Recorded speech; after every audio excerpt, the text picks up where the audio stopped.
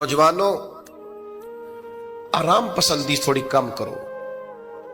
हर वक्त लेटना, हर वक्त आराम तलाश करना, ये कमजोर कर देता है जवानों। लक़द खलक़नल इंसान फी कबद, हमने इंसान को मुशक्कत में रहता हुआ पैदा किया। मैंने अभी दोस्तों से कहा है, फिर आपकी खिदमत में अर्ज करता हूं, रात हो गई है तकरीबन 11 घंटे की। 7 बजे शाह होती है और 6 बजे के बाद ही उमूमन सब जगहों पे फजर की नमाज होती है, तो 11 घंटे की रात बनती। बहुत ज्यादा भी डॉक्टर कहता है कोई सोए तो 8 घंटे सो ले, नींद पूरी है। अगर इशा के बाद मोबाइल करो जल्दी बंद, तो जरा सहरी में उठो। बंदा हो जवान और उठ के पड़े ताज्जुद,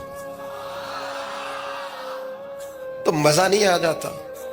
और जो सहरी के वक्त दुआ का मजा है, जो दुआ की लज्जत है, नबी करीम अलैहिस्सलाम ने सुबह सुबह सैयदा पाक को आवाज दे के कहा, ये हमारी तालीम के लिए। फरमाया उठो, ये रब करीम से सवाल करने का वक्त है। पिछली रहमत, पिछली राती रहमत रब दी करे बुलंद आवाजा, ओ बख्शिश मंगन वाले कारण खुला जे दरवाजा। लेकिन हमारा मसला ये है कि जिस टाइम जागना है उस टाइम सोते हैं, जिस टाइम सोना है उस टाइम। एक गुजारिश तो ये है कि कोशिश करें इन रातों में तो कम से कम तहज्जुद पढ़ी जाए, और ये कोशिश करके देखें, मजा आएगा। और फिर इधर उधर लोगों को दुख बताने की बजाय ना, जब तहज्जुद की 2 रकते पढ़ ले तो सारा अपने रब की बारगाह में अर्ज कर दे। बोझ भी हल्का होगा दिल का, राज भी रखा जाएगा और करम भी हो जाएगा। और दूसरी गुजारिश ये है कि सरकार दो आलम अलैहिस्सलाम ने नौजवानों से कहा था, जब इसकी को जरा कम कर दे भाई। आप देखिए लोग उलमा अलैहिस्सलाम के फयूज़ात रूहानिया से लोगों के दिल ताकतवर होते थे। मजबूत फिक्रें, मजबूत अकीदे सरकार के वसीले से मुसलमानों को नसीब हुए। हम जैसे जैसे देखे ना, तसव्वुफ और तरीक में आपको अर्ज करूं, सूफिया किराम का असल मौजू अकीदा तौहीद है। असल मौजू इनका है। ये वो लोग हैं जो लोगों को सही मानों में तवक्कुल का, सब्र का, शुक्र का, कनात का, रुजू इल्लाह का सबक देते हैं। असल मौजू ही इनका है। लेकिन अब चूंकि सूफिया की जमात में वो लोग इल्ला माशाअल्लाह खाल खाल रह गए, और फिर ये कि बैठ गए तावीज धागे देने वाले, जागों के तसर्रुफ में उकाबों के नशेमन, नतीजा उसका बड़ा खतरनाक बरामद होता है। मजबूत फिक्रें, कभी आप इस रवायत को देखें और याद कर लेना तो ये बड़ा नफा देती है। नबी करीम अलैहिस्सलाम ने हजरत अब्दुल्ला इब्न अब्बास रदी अल्लाह तआला अन्हु से फरमाया, अब्दुल्ला, सारी दुनिया मिल के तेरा भला करना चाहे कर नहीं सकती जब तक रब ना चाहे। और फरमाया सारे दुनियादार मिल के तेरा कुछ बिगाड़ना चाहे बिगाड़ नहीं सकते जब तक रब ना छोड़ दे बेटा। आप जब तक अल्लाह ना चाहे, तो फिर रुजू तो अल्लाह की जानिब करना चाहिए। नबी अकरम सल्लल्लाहु ताला अलैहि वसल्लम ने अपनी उम्मत को तवानाई इस बात से दी कि अल्लाह हमारे साथ है। आप देखिए फिक्री तंदुरुस्ती कितनी ज्यादा है कि 1000 के मुकाबले में 313 लोग हैं। ना असला पूरा है, ना घोड़े पूरे हैं, ना खुराक पूरी है, लेकिन वो मैदानों में इस तरह लड़े हैं कि 1000 को भागने पर मजबूर कर दिया।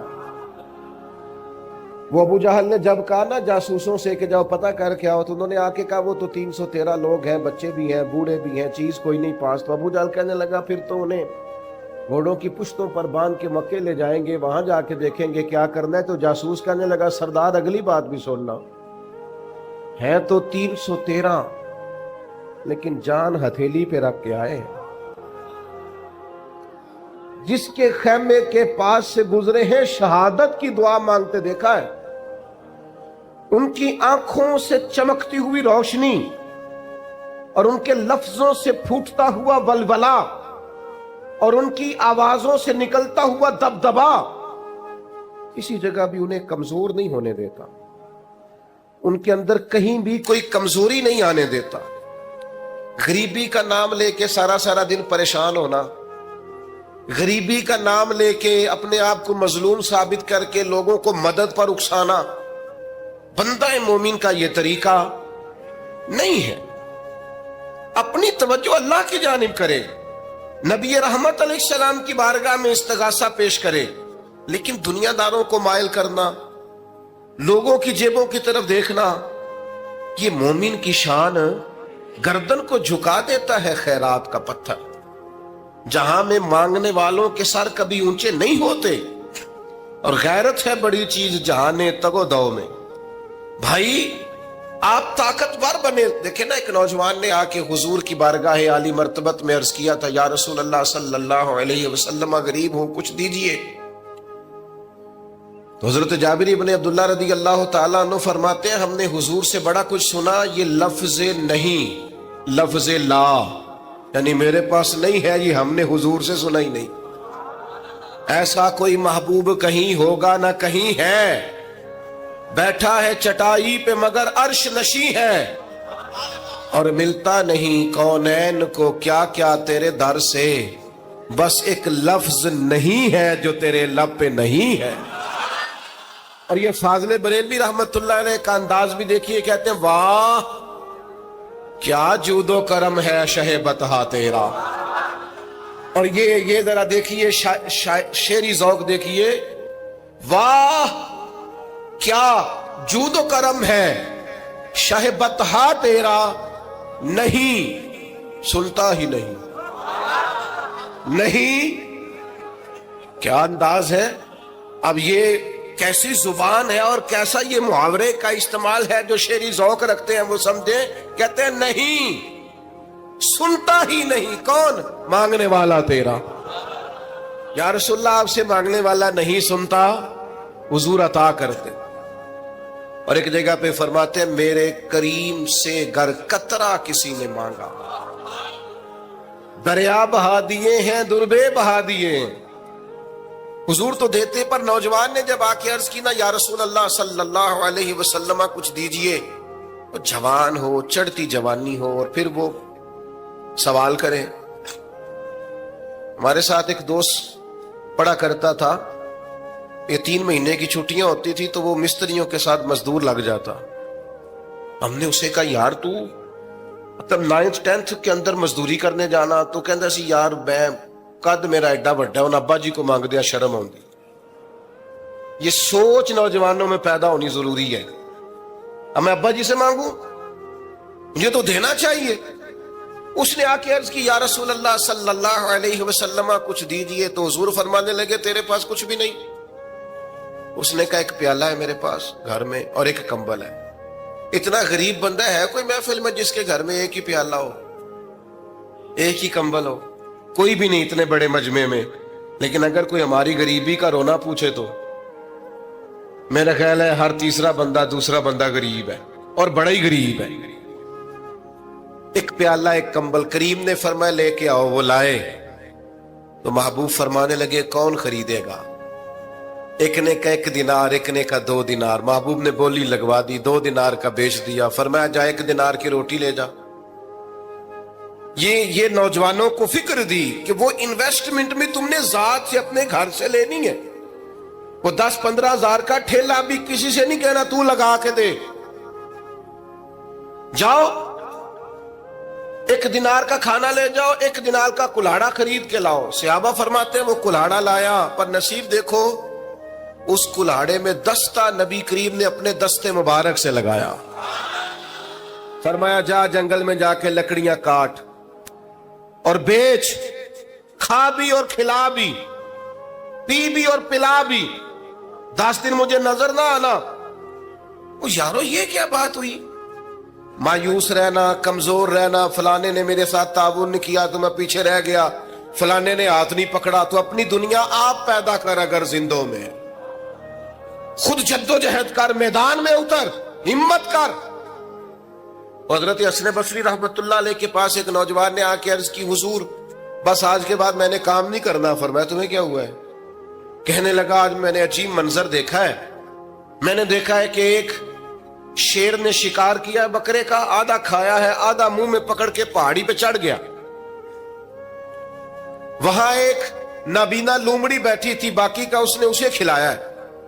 تو حضور میں یہ سمجھ گیا ہوں کہ جو رب اس نابینا لومڑی کے لیے بندوبست کرتا میرے لیے بھی کرے گا، لہذا میں نے کام نہیں کرنا۔ حضرت حسن بصری بڑا مسکرائے، فرمانے لگے کہانی میں کردار تو نے دو دیکھے،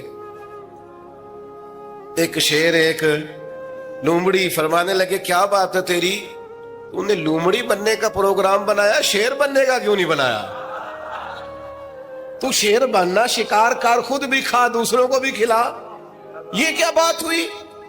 امت کے جوان فائلیں لیے دفتروں کے چکر لگاتے اور اپنی بغل میں کاغذات لیے امبیسیوں کے پھیرے کاٹتے اور ایجنٹوں سے سوال کرتے کہ مجھے ملک سے باہر جانا ہے، کیا طریقہ ہے؟ یہاں رہ کے بھی محنت ہو سکتی ہے، اپنی مٹی پہ چلنے کا سلیقہ سیکھو، سنگ مرمر پہ چلو گے تو پھسل جاؤ گے۔ دوستو سنو، میرے کریم نے فرمایا جہاں لکڑیاں، ایک پیشہ برا ہے میرے بھائیوں، ایک پیشہ، وہ ہے کسی کے آگے ہاتھ پھیلانا۔ باقی دنیا میں کوئی پیشہ برا جو ٹھیلا لگاتا ہے اور مالٹے بیچتا ہے اور سیب بیچتا ہے، بڑا عزت والا آدمی، یہ شارٹ کٹ چھوڑ دو، دوسروں پہ بھروسہ کرنا چھوڑ دو۔ وہ شاعر ایک بیٹھا تھا نا، شاعر مجھ سے ناراض نہ ہو جائیں، تو کئی دفعہ وہ شعر و شاعری میں بھی ان کی حالت بڑی خستہ ہو جاتی ہے۔ جن دنوں لوگ پتلے کپڑے پہنتے ہیں، بعض شاعروں نے ان دنوں میں بھی موٹی چادر لی ہوئی ہوتی ہے۔ تو ایک جگہ بیچارہ بیٹھا تھا کونے میں، اللہ ماشاءاللہ سب کی بات نہیں، تو حالت ایسی خستہ تھی، ایک بندہ 5 روپے پھینک گیا، تو تھا خوددار، بڑی تکلیف کو اٹھا اپنے پیسے، تو اس نے کہا آپ کی حالت بتا رہی ہے، آپ کو ضرورت ہے۔ اس نے کہا ضرورت پڑی تو اللہ رسول سے مانگوں گا، تیرے سے کیوں مانگوں گا؟ شعر بڑا قیمتی کہا، اس نے کہا یہ آرزوئے کرم اور میں آپ سے کروں، یہ آرزوئے کرم اور میں آپ سے کروں، یہ بھیک اس کو دیجئے جس کا خدا نہ ہو۔ میں تو وارث ہے میرے اللہ رسول، میں کو لاوارث ہوں کہ تیرے سے مانگتا پھروں؟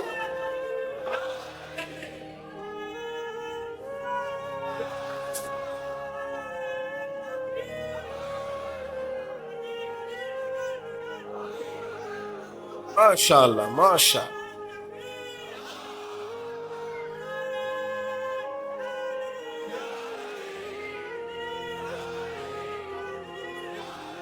بس ہم سمجھے ہماری قیمت وصول ہو گئی، اگر خودداری پر نوجوان نعرے لگانے لگ گئے تو پھر تو بات بن گئی، لگتا ہے محنت کا ارادہ بن گیا ہے۔ انشاءاللہ تعالی کشکول ٹوٹنے کا ٹائم آ گیا ہے، کرم کی برکھا برسے گی، یہی ملت کا جوان قیادت کرے گا۔ اور یاد رکھنا، ہمیشہ قیادتیں غریبوں کے بچوں نے کی ہیں، جنہوں نے آدھی قیمت پہ کتابیں لے کے پڑھی ہیں، بڑی ڈگریاں انہوں نے حاصل کی ہیں۔ یہ کمزور نہ پڑھو، نبی پاک داعیہ اللہ ہے، حضور نے جگایا ہے، 15 دن نظر نہ آنا، مزدوری کر۔ وہ نوجوان 15 دنوں کے بعد آیا، اب تیرا حال کیا ہے؟ اس نے کہا حضور پہلے ایک پیالہ تھا نا، اب سارے گھر کے برتن بن گئے، پہلے ایک بستر تھا، اب سارے گھر کے بستر۔ اور نوجوانوں، ہم نے سہارا بننا ہے، ماں سے کہنا ہے اب تو نے آنسو نہیں بہانے، تیرا پتر بڑا ہو گیا ہے۔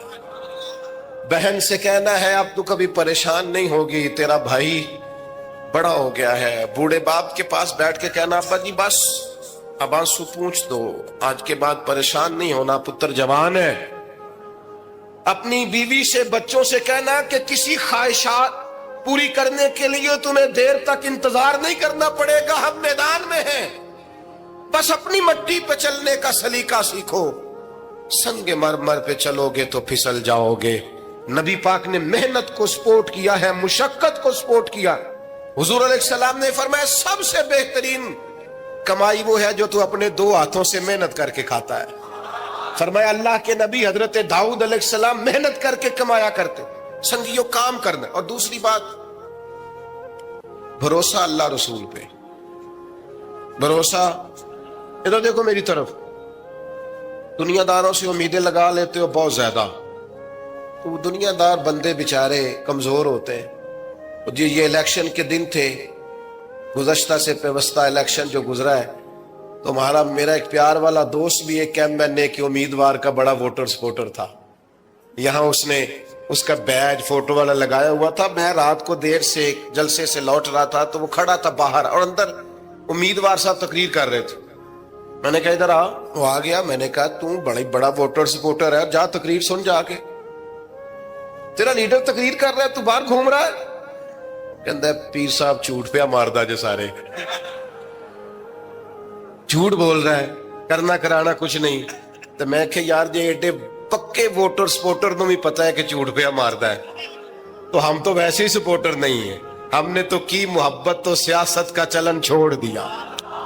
ہم اگر عشق نہ کرتے تو حکومت کرتے. او بھائی جب پکے ووٹر سپورٹروں کو امیدیں نہیں ہیں تو آپ کن سے امیدیں لگائے بیٹھے ہیں؟ آپ جدوجہد کریں اور امیدیں اللہ رسول سے. نبی پاک علیہ السلام نے فرمایا جو رب پہ بھروسہ کرے گا اللہ کی رحمت اس کی کفایت کرے گی. وَإِن يَتَوَكَّلْ عَلَى اللَّهِ فَهُوَ حَسْبُهُ, وہ اللہ پہ بھروسہ کرے گا اللہ اس کے لیے کافی ہو جائے گا. ادھر دیکھو یار موبائلوں والے دوستو, بات سنو. گھبراہٹ نہیں, ٹینشن نہیں, انزائٹی نہیں, ڈپریشن نہیں. مومن اور ڈپریشن, مومن اور انزائٹی, مومن اور ٹینشن. او جی مجھے پتہ نہیں مجھے کیا ہو رہا ہے, جی مجھے خوف آتا ہے. آپ کو خوف آتا ہے مومن ہو کے؟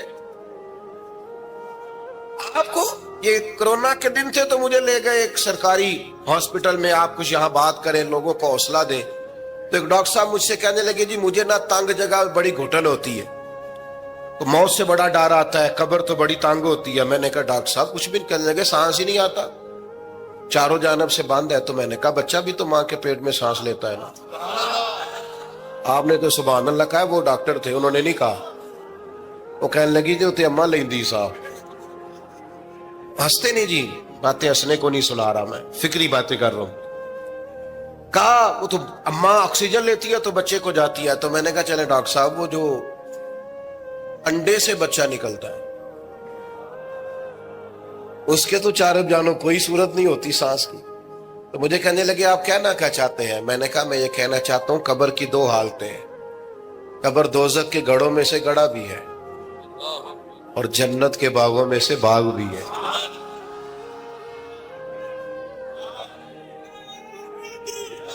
سنو یار, اللہ آپ کو خوش ہو.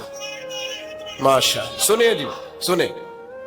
میں نے کہا اگر کسی کا یہ ذہن بن جائے کہ مرنے کے بعد میں نے باغ میں جانا ہے, ایک منٹ کے لیے سوچو نا یار. یعنی ادھر قبر بند ہوئی تو نیچے باغ, اور باغ بھی معمولی نہیں, جنت کے